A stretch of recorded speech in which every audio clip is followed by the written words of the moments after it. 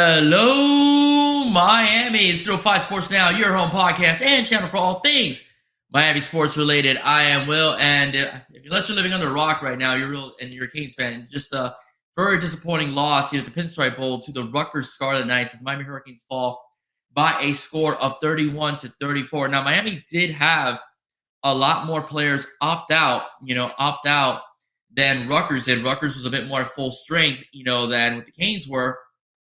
But let's be honest, when it comes to recruiting, and it comes to talent acquisition, Miami is far beyond ahead of Rutgers. Miami, in this game, in my opinion, showed up very flat, as far as the game goes as well. Tackling was very poor to start the game. It was a very dominant first quarter by Rutgers. Rutgers completely controlled the game. They completely controlled the game physically as well, where they just manhandled the Canes, from the line of scrimmage with the running game. We are living in an era where passing is the norm. It is what leads to good offenses, what's the flash and so on. But let's face it, when you have a dominant running game that just big boys you the whole entire time, and so on, it is very tough to beat. And those of you that are wondering, why am I in a room like this? This is the game room. I'm actually on location today.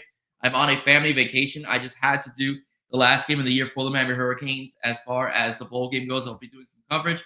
So I'm out on location here in Orlando, but I still want to bring you content, still want to bring you stuff over here at 305 Sports Now, as I've been doing throughout the year, and we'll continue to do so, especially since I will be continuing to cover the team as well. So if you want to comment and give me your concerns of what you saw today, feel free just to continue to just shout into the screen, as well, to just basically talk about, the game as well. Vent your frustrations. I have mine. As far as the game goes, it was a very simple game plan. Rutgers likes to run, right? Rutgers likes to run. Okay, it is very simple. We did not stop Rutgers from running at all, as they rushed for 200 yards.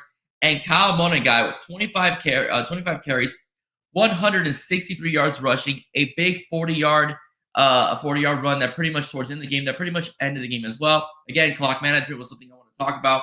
That was an issue as well. How can we take 2 timeouts to the locker room, as well? So that's pretty much, to say the least. I mean, it was a very tough game. The end of the game as well, they wanted to conserve those timeouts, as far as it goes, but guess what? You were left with 30 seconds left, in the game, and you were down by 7. Miami got a great gift when they received the onside kick. It was a good opportunity to try to take the ball down the field and tie the game. If Miami would at least taken one timeout, they would have had at least over a minute in the game, and they probably wouldn't have to rush all those throws, as pretty much Rutgers towards the end of the game was only giving up about 4 to 5 yards a pop. It's like, guys, got drink a little water here as well. So it was just a tough time. I want to go over a little bit about the game as well, break down Jacurri a little bit. Now, one of my biggest fears, I didn't want to comment too much about Jacurri Brown, because a lot of people were just going over Jacurri and how he should be starting and whatnot and giving more reps. And I get all that, and I also understand the most popular guy on every football team is the backup quarterback. My reasonings for Jacurri Brown and why he didn't get enough playing time is because we're not there at practice. And when I saw Jacurri, in the spring game and also in Canes Fest as well in that scrimmage, he was obviously, not the best passer on the team. Okay, so that's why I think that on this whole season, Jacurri didn't get any run. I do agree with my colleagues, right? Chalupa Batman has said it. You heard us said it as well. And I do think that in games like Bethune, in games like Miami, Ohio, Jacurri should have gotten some run and been able to at least, get his feet wet, throw some footballs, and add his element to the offense that he wasn't able to display this year. Jacurri this game was very up and down, and that's expected, okay? Your offensive line, especially the left side of the line with the exception of Jalen Rivers, the left side of the line is gone, okay? You don't have your starting center, so a lot of snaps were high. You don't have your starting center. You don't have your starting left guard, okay? So you have guys there, Ryan Rodriguez and Louis Cristobal, who haven't played, this season, at least not much, okay? You lose Mark Fletcher, who's your bell cow for the season, and you don't have Rashard Smith. You don't have Kobe Young, who was a security blanket for for Emory Williams throughout the season, especially, and that hurts. Okay, and that's pretty much what we have here. And that's pretty much what we have here as well. As far as the game goes, there were some good moments with Jacuri. All right, they had that drive where they scored 14 points. Should have been 21 as Restrepo was in bounds, but the referees did not agree. But I will not rip the officiating. I do think the referees are pretty fair in this game. Dan Jimenez has a comment. JB is still not the consistently accurate. He needs to work on his touch. I agree. All right, a lot of those passes he did miss. But again, that's what a lot of content creators will saying. He didn't get a lot of game time, a lot of game time run, to be able to work on his inconsistencies with game time speed. Guy has a hell of a cannon. He displayed that a few times. The first missed ball to Jacoby George, if that would have been dropped on a dime, it would have probably gone for 6. Would have been a touchdown pass, but nonetheless, it goes. So he did miss a few throws. A lot of the screen passes and so on, and a lot of swing passes to the running backs. They were behind the tailback or straight to the chest. Not enough for the running back or the wide receiver to get and catch in stride. The last pass to Restrepo was inaccurate, which could have been a first down if it would have hit him right in the chest. Could have been able to turn around. Instead, Restrepo had to adjust to the throw. But again, that's been the knock on Jacuri. That's something that he's going to need to work on. I hope he stays. Okay, I hope he stays. Rumor has it that if he doesn't feel like he gets a shot, at a starting position, he may hit the transfer portal. I think that's a very serious rumor. But I do hope he stays. But I mean, I understand, what's going on with Jacuri. And again, he brought a different element. It was nice to see a quarterback extend plays. He was able to extend plays as well. But let's go over the game. I'm just rambling here because, again, this is unscripted. All right, I have no talk sheet with me. I'm just going over some stuff. All right, early on in the game, 14-0. Rutgers kills Miami. Then it's 14-10 at halftime. Jacuri did settle down after 2 drives. Miami takes a nice 17-14 lead. And so on. And then the punt block just ended it all for the Canes, as that's where I believe changed momentum and put momentum in the hands of Rutgers, okay? As it was a failed special teams act in which, a couple of guys supposed to be protecting the punter, they were not in the position to make their correct blocks, and that's what pretty much got the punt blocked. Top of that, it would have been a short field for Rutgers as well, and they were able to capitalize on Miami special teams errors. So that's just what I wanted to say when it came to that. As well. And that's what I said. It's what changed momentum for the game. But the bottom line is, what Rutgers is going to do, and Miami's defense was not able to stop Rutgers. You don't have, Leonard Taylor. You were missing guys, on the defensive side of the ball through injury as well. It was tough. It was really tough to watch. I do think the Canes will be better next year. That is why we recruited how we recruited. That's how we're stacking talent. We're trying to stack talent so we can, be able to win games like these. But like I said, we should be. I don't care what the line was. Miami, bar none, is a much more talented team than Rutgers. Miami has a more complete team on offense than Rutgers does. Miami should have won this football game. I just feel that way. Miami should have won the football game. I know the reputation for a lot of times, South Florida teams, when they go play up in the north, they don't like to tackle. I mean, it's not very comfortable tackling in that kind of weather. No excuse. You're there for. Since Saturday, the team was there. You got to make plays, all right? And they didn't make plays, okay? They were not able to tackle that young man, Kyle Mona guy. I mean, he just ran over the Canes, like he was Omar Hampton or something like that, or he was, Trey Benson, as well, or Etienne. So, I mean, Rutgers, to their credit, they are the number 1 rushing team in the Big Ten, but nonetheless, Miami should have still, stopped them, as well. Boneheaded penalties as well. I want to talk about that. Bobby Washington hitting the punter, costing his team field position. And then, of course, you had Jacoby George twice, all right, with boneheaded penalties there in the game as well. Jacoby George has, for what he's done on the field, he has hurt his team, with boneheaded, immature errors as well, as far as that goes. Ladies and gentlemen, if you want to continue to comment, please do so. All right, we have a lot to say about this game, as well. Clock management, as I mentioned, you have 2 timeouts with 30 seconds left. If you at least stop and get a timeout, as well. You may have over a minute left. You don't have to, put your core in a position where in 30 seconds, got to drive down the field. Lucky break getting that onside kick. I will say that, but it didn't come to fruition as the Miami Hurricanes were not able to do anything with it as Restrepo was called short, and therefore the game ends, the way it ended. Okay. Again, Rutgers was the favorite. I didn't think they should have been the favorite. I think Miami should have won this game, but nonetheless, odds makers of Vegas know a little bit more than I did, throughout the whole series as well. I do want to talk a little about what I do feel next season. I am excited for next season. I do think we will get a very quality quarterback in the transfer portal. If Ja'Cory Brown does stay, we're good because we will have a nice depth of rotation at quarterback with whomever might be starting. You have Emory Williams, you have Judd Anderson, and Ja'Cory to stay. If Ja'Cory does go and hit the transfer portal, I do think Miami is going to have to look towards picking up another quarterback as well, since they only recruited one quarterback this recruiting cycle, and Luke Nickel doesn't come in until 2025. If he stays, his profile has been raised ever since he won states, and Georgia is nipping at his heels right now. But from my look at Twitter, from what I've seen on Twitter and so on, he does seem to be pretty solid. But you never know. Okay, they're young kids and they can change their minds, at will and whenever they want to. Okay, so that's a little bit about that. I am excited about what we're bringing at defensive tackle. I'm excited, still for this offensive line. Bringing in Zach Henderson, as well.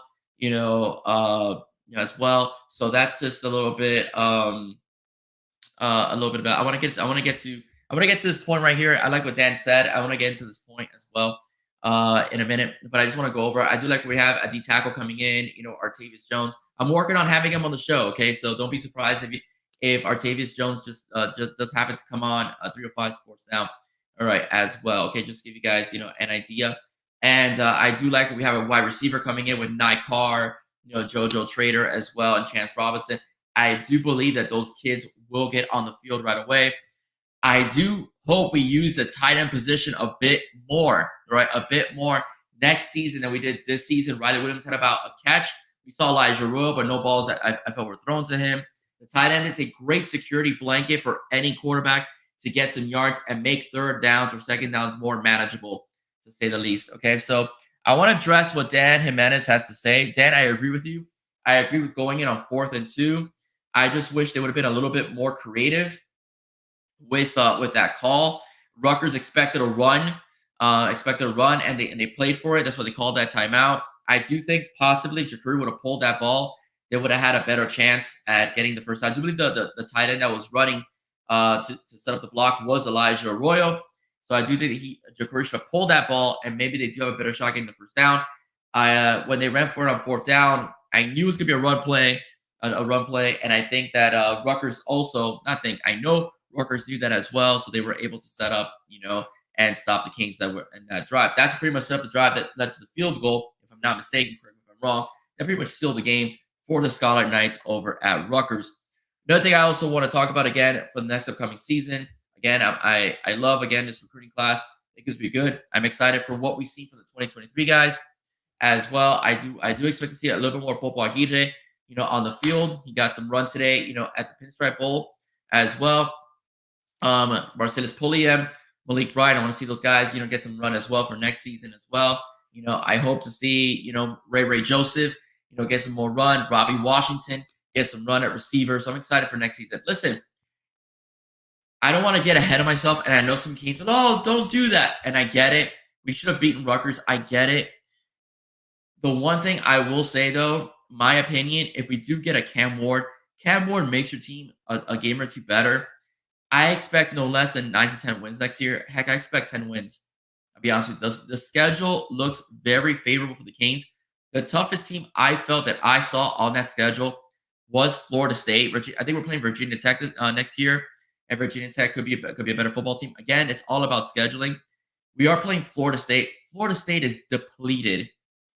I mean, depleted. They're coming to the Rock this year.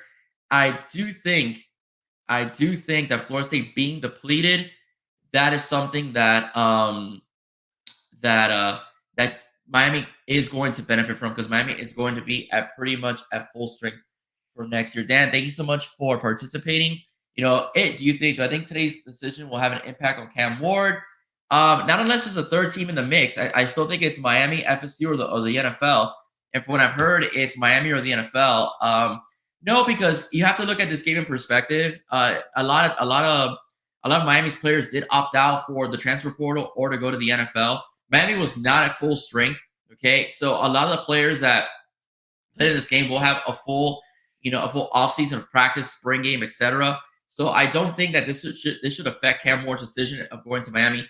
I think Cam Ward is going to stay in college. The reason why I say that, because if he's projected to be a third-round pick, he'll make more money with NIL than he will, going into the NFL. Possibly, maybe playing backup, to another team. And if he does play for a college football team, he's probably gonna be the starting quarterback. More likely, he will be the starting quarterback. 99.9% sure he'll probably end up being the starter. If he does come to Miami, you have a better line, you have a good running game, as well. Surprised we didn't see Travante Citizen today. I think he should. I was surprised he didn't get some run, especially on short yard situations to test that knee out. So I don't think it will affect Cam Ward's decision at all, Dan. I do think that Cam Ward, it's either Miami or the NFL. I don't see him going to Florida State. Florida State they bet it all on the transfer portal and some recruits. I don't think that they could offer something to Cam Ward that Miami can't. Money-wise, Miami's good as well. Personnel-wise, Miami's in much better shape right now with Florida State, with a young group that's ready to ascend. Its recruiting class being a top 3 recruiting class, according to 247. The wide receivers coming in as well that I think will make an immediate impact, for next season as well. The tight end position, if they decide to utilize it a bit more, he's got some good tight ends to throw to. So one of the biggest problems of why he fumbled a lot over Washington State is because of the fact that he didn't have, the protection that he will have here at UM. So, Dan, thank you for the comment. I do believe I do get it, but I don't think it'll make his. I just don't see why they're using the NFL as leverage. I think that's a bad move, and I think he's got to make. Listen, he has, I believe, till January 15th, if I'm not mistaken, to make a decision. All right, right now the bowl season's over. All of Miami's guys are locked in, as well. Cam's gonna make a decision. And who knows who else with the transfer portal, as far as I'm concerned, after these bowl games are all said and done. Listen, Miami just really needs competent quarterbacking. That's really all it needs. All right. Miami's going to have, it's going to be a full strength next season, but all it really needs is competent quarterbacking. If Miami can get competent quarterbacking, for next season, basically don't turn the ball over. Miami will be a very successful team. Miami lost a lot of its games this year because of poor quarterback play and poor decisions from Tyler Van Dyke. You can blame the injuries, but again, not being able to read zone, throwing a double coverage, that didn't help him. Okay, that didn't help him. Let me see. Okay, so that's pretty much what I want to go for.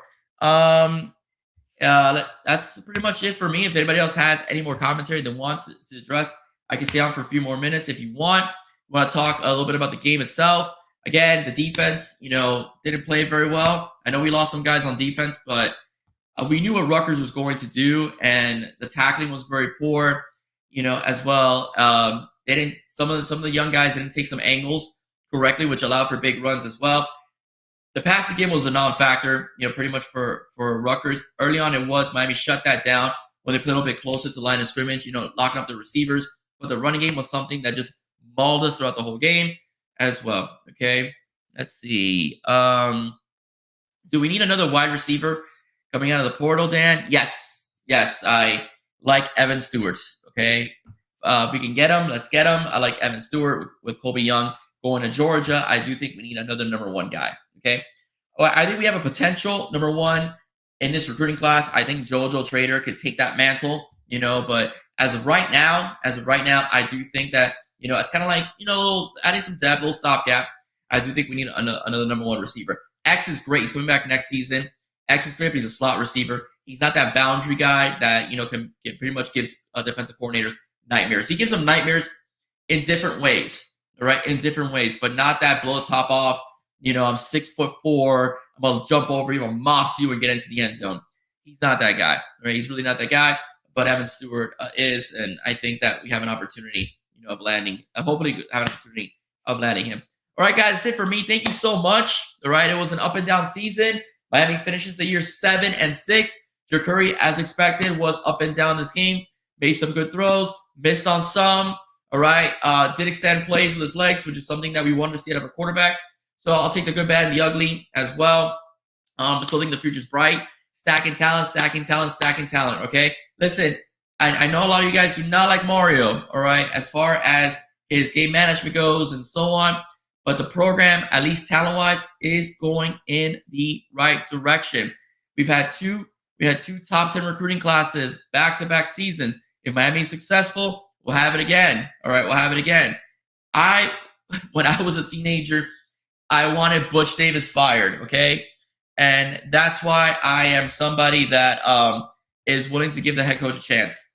All right, that's why I'm willing to do it, because, like I said, I was Mr. Fire Butch, after 2 or 3 seasons, and Butch Davis ended up giving us the greatest college football team of all time.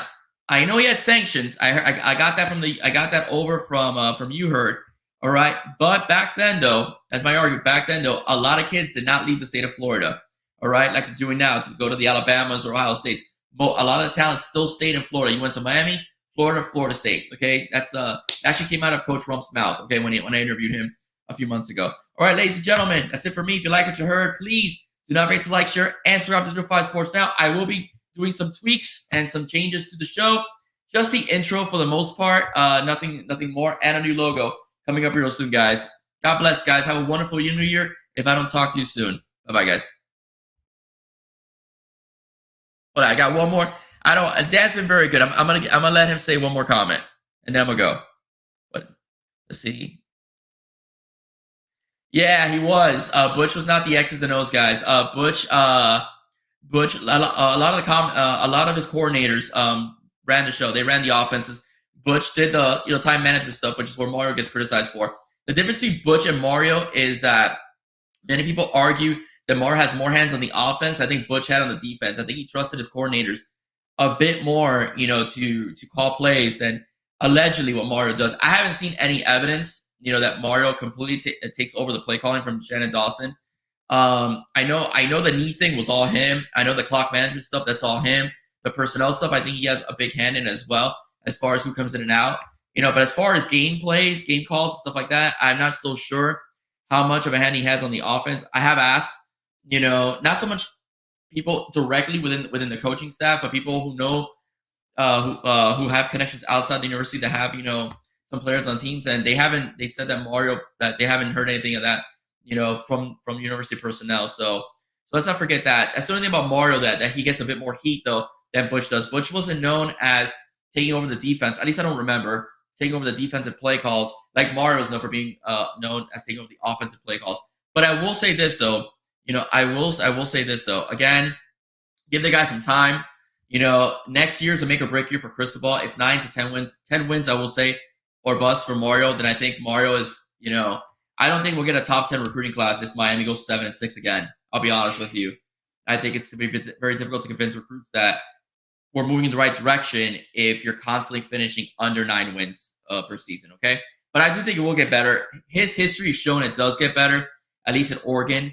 It does show it does display that it does get better, as far as it goes. Like he had a 10 and 12 win season in Oregon, a couple Pac-12 championships, and a big Rose Bowl win.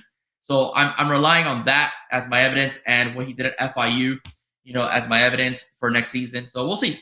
All right, guys, have a good, safe New Year. If anything breaks on Cam Ward, I will be on again. But God bless, guys. Thank you so much for joining me. Thank you so much. And I also forgot to wish some of you a Merry Christmas. Have a good one, guys. Bye-bye.